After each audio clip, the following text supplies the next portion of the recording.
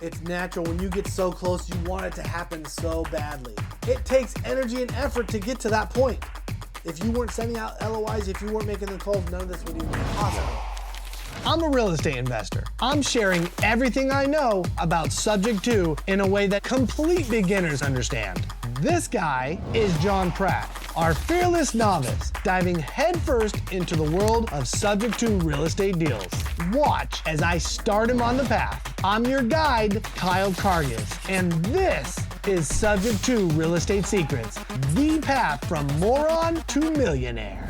Welcome to Subject to Real Estate Secrets, the path from moron to millionaire. Subject to real estate is when you go and buy a property, taking over the seller's existing mortgage, keeping it in place, but allowing them to sell the house, move on, while you get to be the owner without having to go through a bank. John, welcome back. Today's episode is going to be super cool. Recapping a lot. Recapping a lot. About what exactly. we've been doing. We've had some killer episodes lately.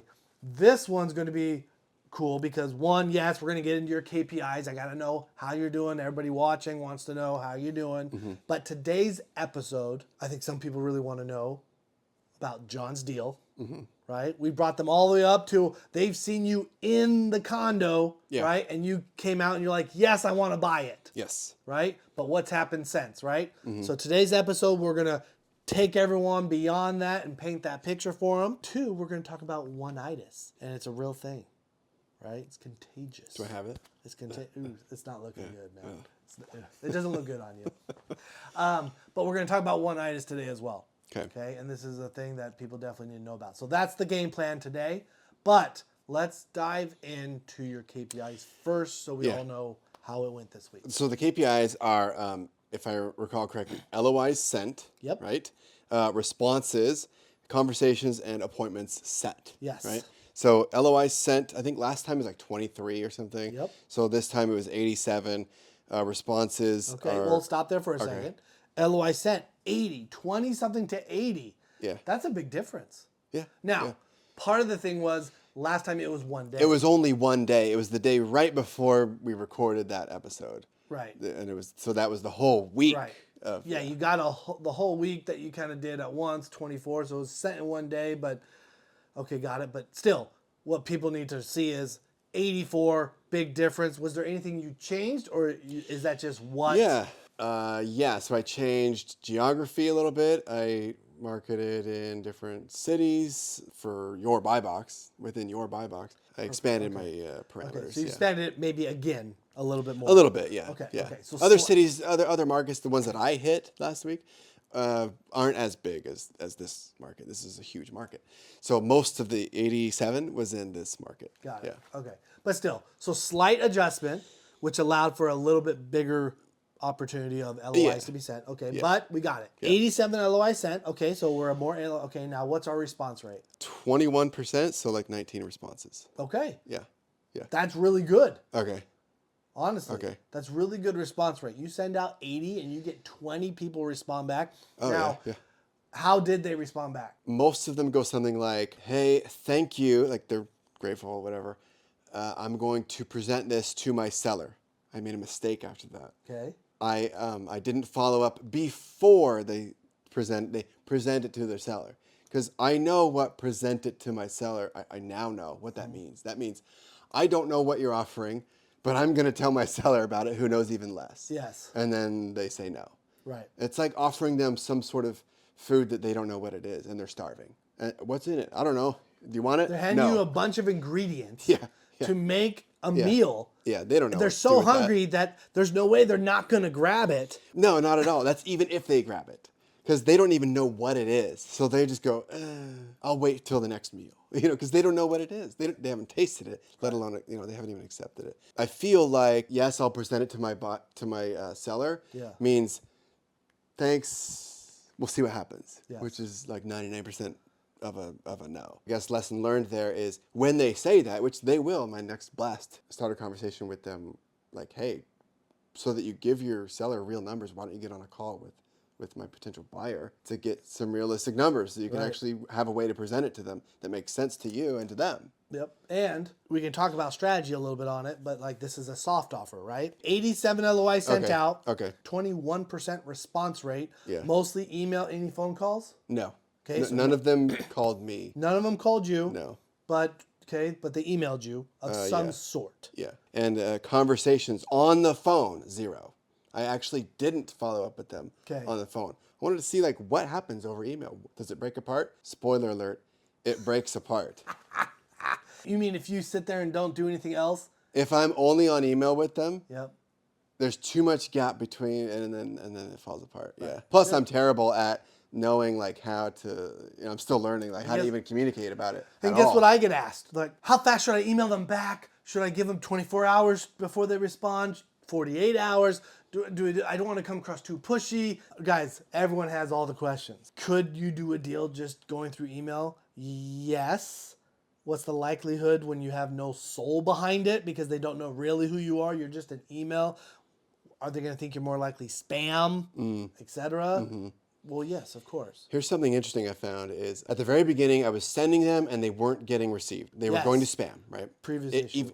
A best case scenario, they were ending up in spam. So I fixed that problem, then they were landing in their inbox. At that point, I had a new, better problem.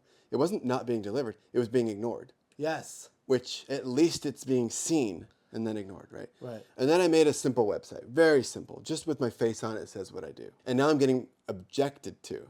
Like I'm getting objections. Right. Which is a step up from ignored. They see John at, and then they copy, I'm betting they just literally copy the domain name, throw it into the URL bar, hit enter, and see what happens. That's probably what research. They do. And they sniff me out, right? And they go, oh, okay, he's a real person, he exists. Close the window. After 5 seconds, they close the window. Right. And then they email me back with whatever their objection is, or in most cases, it's, okay, I'll present it to myself. You're climbing the ladder, finding new objections all the way. Quick summary for everyone. That's what eternally happens. It doesn't mean you don't get deals, but there's always the next challenge, right? Now, because once you start getting deals, right, it's, hey, how many deals and how do you grow from there? And there's always the next challenge. Yeah. But very cool. I like how you're very systemized. I think a lot of people can take away from this the extra work you've put in of creating the website, statistically knowing how long people are being on your website before they close it, etc. That gives you valuable information of what you think they're doing. It lets them object to me in the first place. I feel like if I didn't have my face somewhere, they wouldn't even object to me. Yeah. They would just delete it. Well, and half the time, even if they still saw it, they're not objecting to you because there could be 5 other emails in there. 10 others, right? Other people are sending, using LOI Blaster or emails or anything else. And other people, a lot of times, they're way more spam, right? So it's like, why are you not spam? You have to stand out. And so I know with us too, like we actually have some videos that we have incorporated into some of ours. So like some of my virtual assistants, they're not doing exactly what you are with LOI Blaster. They're just calling, right? So they're pulling the list and they're calling, but after they talk, they get their permission to send an email. And in that email, we have an embedded video of them themselves talking and introducing themselves, etc. Those are real things. Anytime you can solidify that you're a real person, right, and give them things to object to, right? But basically, you need to help them overcome these initial issues. Yeah, because they might not even be issues. Like if they get on a call with you, their concern might not be real. Exactly. So good job. Where else are we? And then appointments, the last one, I think it was 1. Couple things I want to say going through the list, okay? How many LOIs sent? Love that it's up to 80.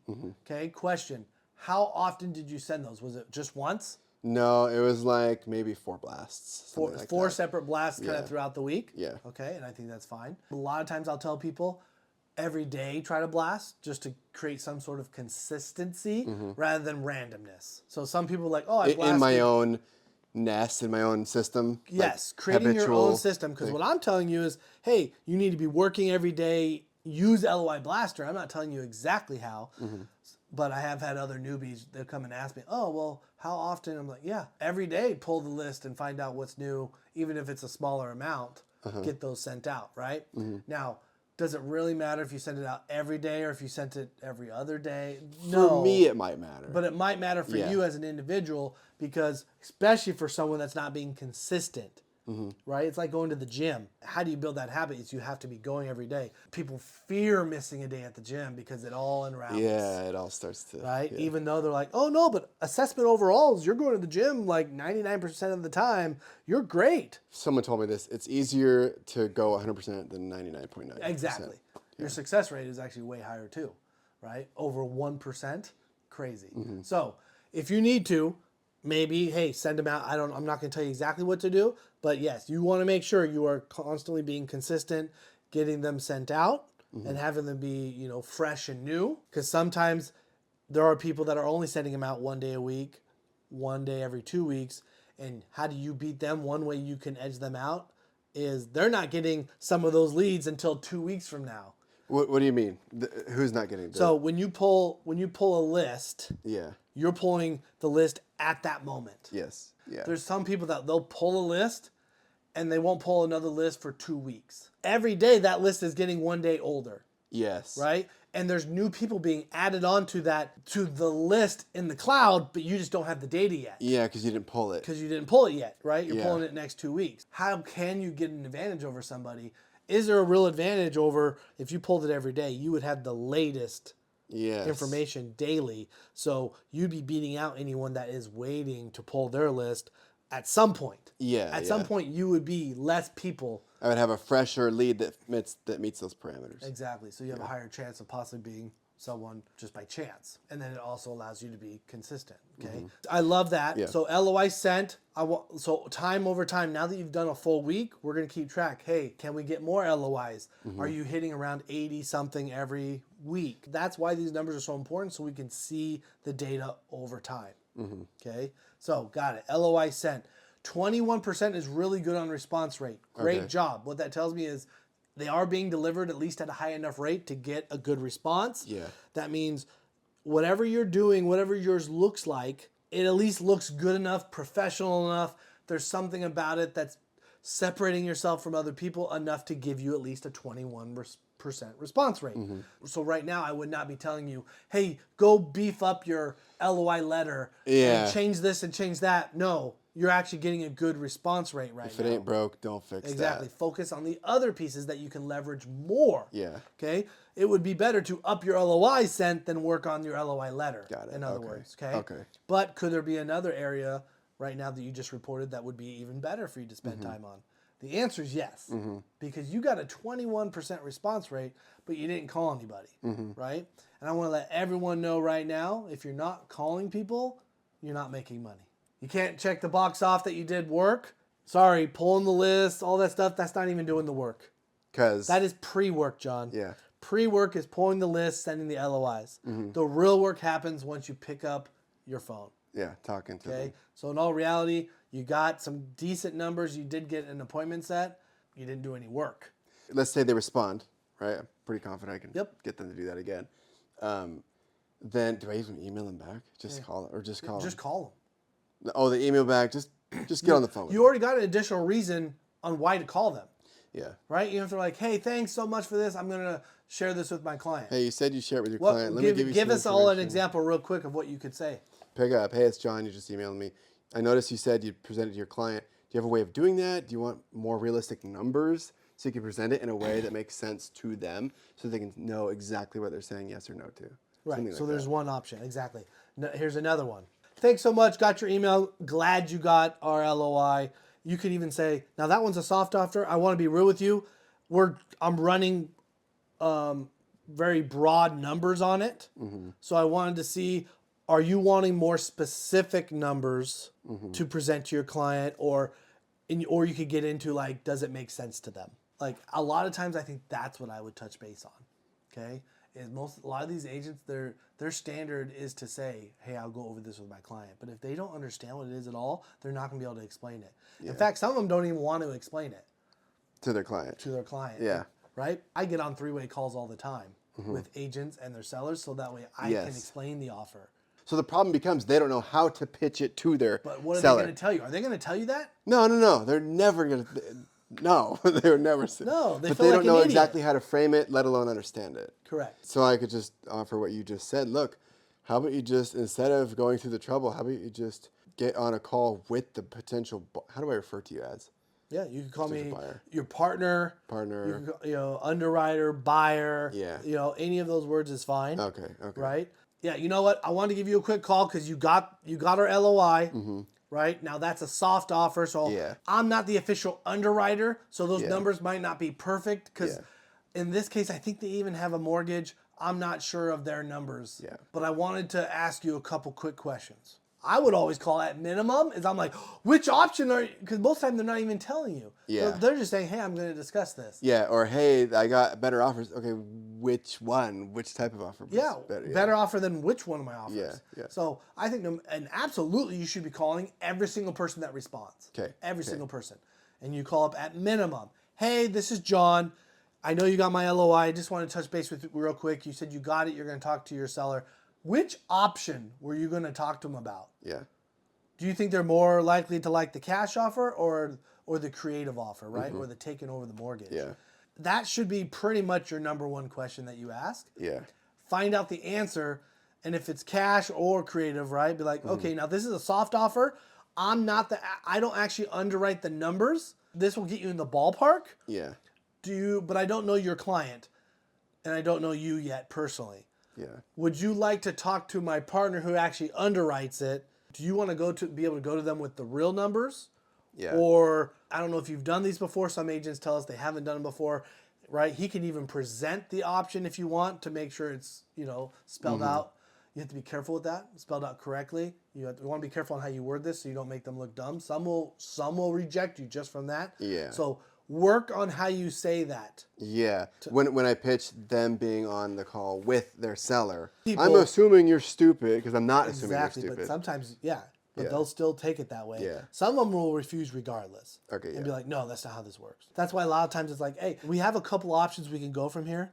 You can just talk to your seller, and with what I sent you, if they're interested, let's have you jump on a call with my partner next. If you'd rather have more accurate numbers, we might be able to, maybe it's smarter for us to have you jump on this call with him first before you talk to your sellers. That's up to you. Because then it's not like they're wasting time to present something that is vague. And you can even say, like, we don't want to necessarily get your clients' hopes up if it's not going to be a good fit. Yes. So all of those are different tactics you can use. And you can even say, if you at least generally just want to, maybe you just want to generally ask them like, hey, do you want to explore this option? And if they do, Kyle, my partner, he could even jump on a 3-way call with you guys to make sure that you and your seller fully understand all the pieces before you make a decision.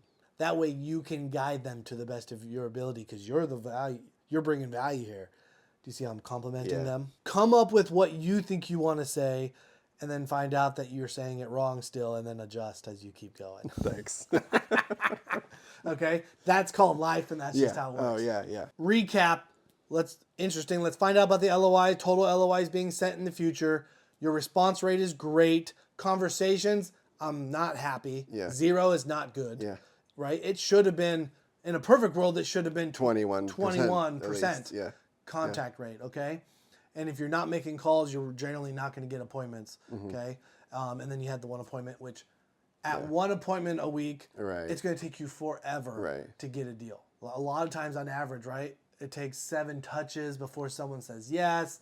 And there's so many different things I could tell you. Like it could take you 30 appointments to get a deal. I mean, you're talking months and months. Yeah. We got to speed that up. Yeah. Okay. So I think you now know how. Okay. There you go. You got additional adjustments to make. That was our KPIs. John, we got to recap these people. Yeah. Your deal. Yes. So how did it go? Because I actually don't know. Okay. After I said yes, I actually don't know. I've been waiting for this. We want everyone to have your live reaction. Yes, Okay. yes. The bad news. I'm just going to cut right to it. You didn't get the deal.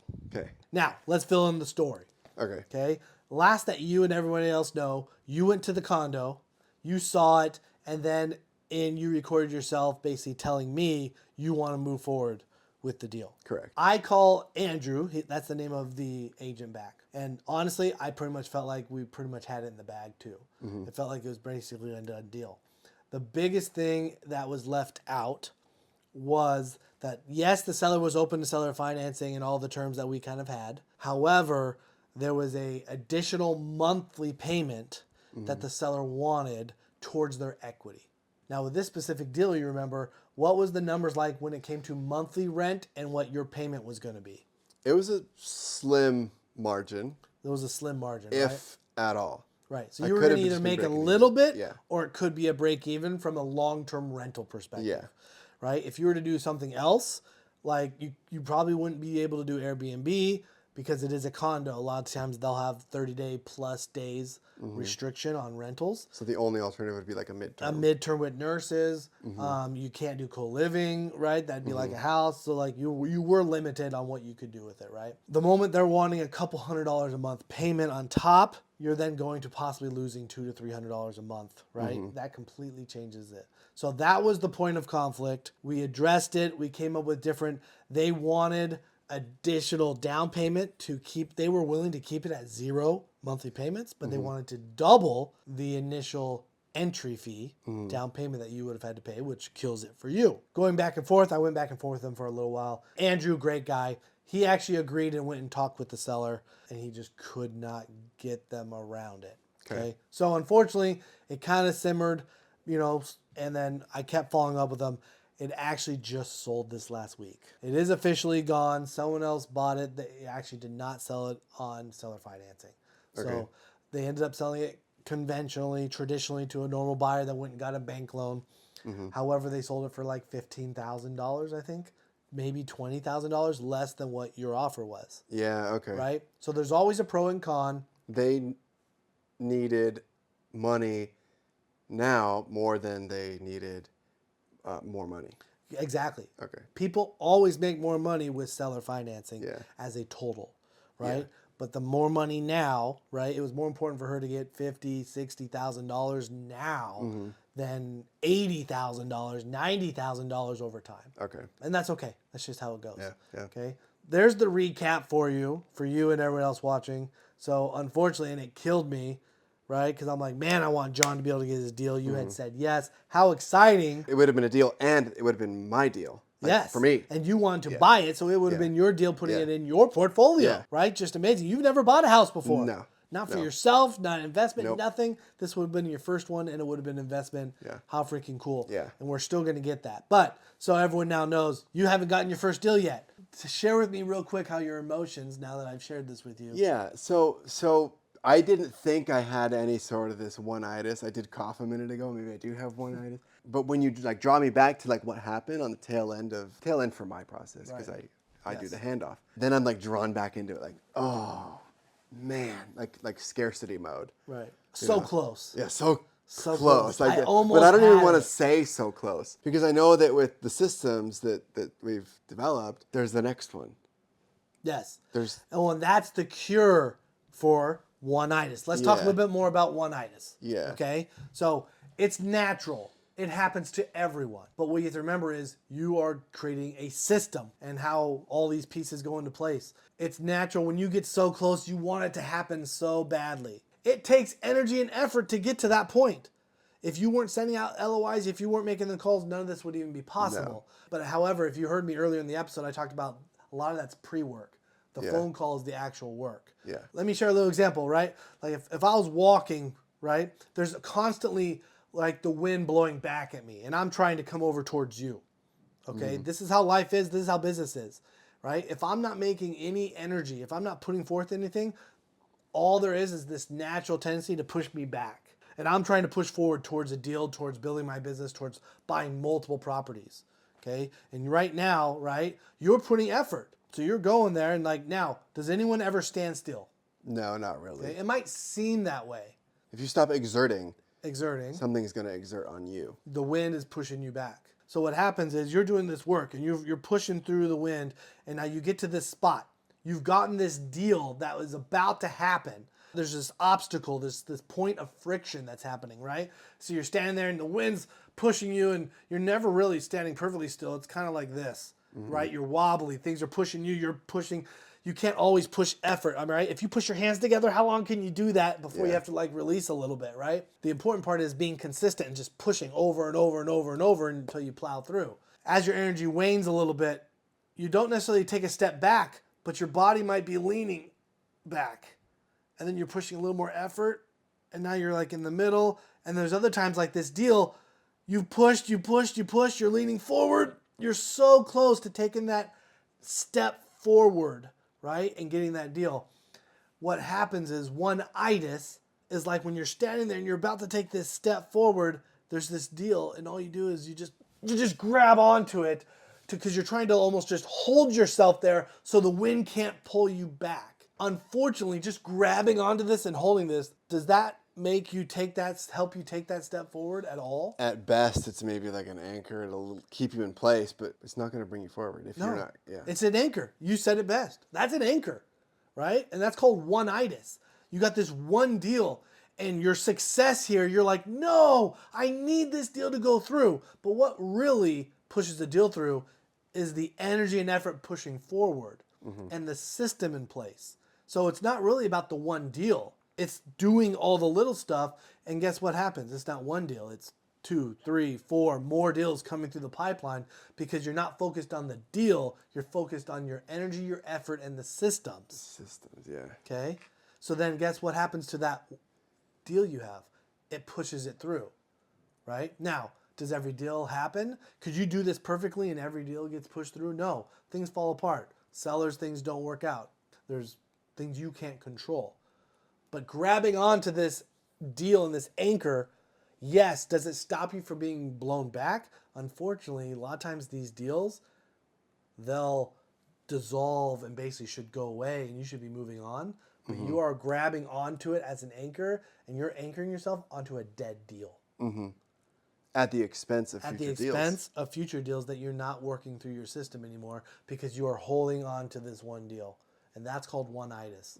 So one-itis, it's so tempting and yet it's so risky because you think you just don't want to be blown back anymore. Maybe you're tired and you've tried so hard. But yes, it might keep you in your spot, but guess what? That spot is not success. That cannot force that deal to happen. So it's very important. And how do I know when someone has one-itis? So if I were to cry about all these deals that don't happen, that would be an indication. Each time that you kind of whine, right, Yeah. about a deal, that would be one-itis. Because actually deals not happening and falling apart is part of the system. Yeah. It's already known. It's planned through, right? Now you can share like, hey, I had this deal, that one didn't happen, but this one and this one we got moving forward. You can give a summary of what's going on. Yeah. But right, when it turns to kind of whining or excuses, it's one-itis. You are so upset and focused on that specific deal than rather on what you should be. So here's an example. I get on Zoom calls all the time, right, with other newbie investors or other investors to connect with them, help them, etc. And I'm talking to this one lady, and she hasn't told me much about her yet. I don't know her. Yeah. Right. I'm just trying to get to know her. And she starts telling me, and almost immediately as we start talking, she's giving me a quick summary of her and everything. She's like, yep, and I almost got one, like last week. Yeah. Like, oh my gosh, this. And she went on to explain all this time was spent about this deal and describing me all the details about it and how it was so amazing and perfect and all this. Yeah. 10 minutes goes by. Now, she did talk about like a second deal as well, so a few, but that also fell out. And I couldn't help think to myself a couple things. I thought, one, you're on a call with someone that you're hoping to help you. You just spent 10 minutes telling me about a deal and all the details about this thing that has already fallen apart, that is not going to make you any money. You are focused on a dead deal. You have one-itis. It's dead weight, yeah. It's a dead weight. You're not focused on the right things. She's not focused on getting the next deal, on the system. All she can in her brain, she still, at that point, could not let that go. And it's holding her back. And just by the way people talk, I can hear the vocabulary, and just by the way they talk, I'm like, okay, there's people over here that have never done a deal before. There's people that are getting close to buying a deal. Because is getting close to a deal, John, when someone wants to share with you that they got close to a deal, is that innately a bad thing? Depends on how much they consider that a win. Like, is that your award? Like, is that do you want to wear a gold medal about it? Like, Right. Or do you want to just move forward? How bad of validation and reward do they need that to be, right? And are they just sharing it with me? So there's people over here that are brand new that aren't even close to getting their first deal. And they're, and that's okay. And we all have to start somewhere. And then as you keep going, guess what you have to get close to before you actually get a deal? You have to get close to getting a deal before you can actually get a deal. And great for them. And great, right? Yeah. So it is a victory. For you right now, you got really close to getting a deal, Sure, yeah. right? And so you should be proud of the fact that you got close to getting. Do you see the mindset shift? You should look at this condo and you're like, heck yeah, it should pump you up, Yeah. not get you depressed that the deal fell through. It Yeah. should pump you up and be like, oh my gosh, I've only been doing this for a few weeks. Yeah. I said yes to buying a deal. Yes, yes. I got so close that I said yes, and it was almost was just gonna happen. And I don't want to downplay my potential one-itis or even just like total different excitement about it. Because for like 6 hours there, I was like freaking out, like in a good way, you know, like, Yeah. am I going to do it? Yeah, I'm going to do this. Okay, I'll say yes. And then even after saying yes, I'm like, okay, I'm going to do this. I'm gonna do it. It was like mindset. I had to be like ready Yes. for this. Yeah. You know? You push yourself in your mind further than you have ever gone on that. How much easier is it going to be to say yes to the next one? Well, now I've been there mentally. You've been there mentally, exactly. Yeah. So you should be using that as energy and pumping you up and saying, heck yeah, you see how close I got on that one? If I keep doing what I'm doing and step it up in various areas, I'm going to get my first deal and more. That's how you look at those as steps along the way. Yeah. Right? But you have to get to the point of these almost deals before you get to actually getting deals. Everyone. People don't just go from no deals to boom, I'm getting a bunch of deals. That's the top 1% in the NBA, right? Yeah. It's like, no, there's a lot of NBA players. Yeah, yeah. And they make a lot of them make a lot of money. But it's like, no, 99% of the time, you're not going to get your first deal that you thought you were, right? But it's like, heck yeah, it's a milestone. And I have two luxuries to sort of cure myself of one-itis. One of them is you, because my handoff, Right. I have total faith in. Once I hand it off, it's like, I'm not really worried about that. I just go get another one and hand it off. And that person is, you hear Kevin O'Leary say this on TV, the Wonder Shark, whatever Yeah. shark. He says, you're dead to Mr. me. Wonderful. Yeah, Mr. Wonderful. He says, you're dead to me. In a different circumstance, but my end of the rainbow is a handoff, and like, they don't exist. Like, hey, in a good way. If it works, bonus. Awesome. Cool. Yeah, that's phenomenal. That is actually the right mentality to have on this. And what I'm saying is thanks to your systems, because I'm confident in the handoff. and that's who I'm fantastic. handing off to. I have that luxury. And so everyone that's watching needs to go find someone like that. Yes. Because how else do I know someone has one-itis? When I have a newbie that's doing exactly what you're doing, and they call and they text me, hey, how did that call go? Give me an update on this, and this. Now, should there be updates and communication going back and forth? Of course. But the energy is probably better focused But they're on so more. focused on, and it's so funny because the less leads that come through, the more they check in about it. Sometimes people are really sick with one-itis. And sometimes it's just a light version of one-itis. The other luxury is I have the community, like I feel a bit of accountability to the viewers because they're taking time to watch this system unfold, to watch this moron to millionaire process. Right. So like, what good am I to them if I am stuck on that one deal? You Right, know? exactly. I can tell based on your responses, you don't want one deal. No, you I want to don't get want one lots of deal. deals. You want to blow them out of the water and be like, look at all these deals that I'm making. And you want the money and you're willing to buy them and be the end buyer for some of these and wholesale some other ones and make good money. So, Yeah. John, I am super excited. You know, I think we met our goal today, right? People understand one-itis. You have to be true to yourself. Everyone watching, including yourself, do you have it? Right now, do you have any sort of version of one-itis? yeah. And ask yourself if you do. And if you do, what's the solution? Yeah. Put your head down and get to work, Yes. right? So, John, thanks for hanging out today. This was fantastic. Appreciate it. We'll see you on the next one.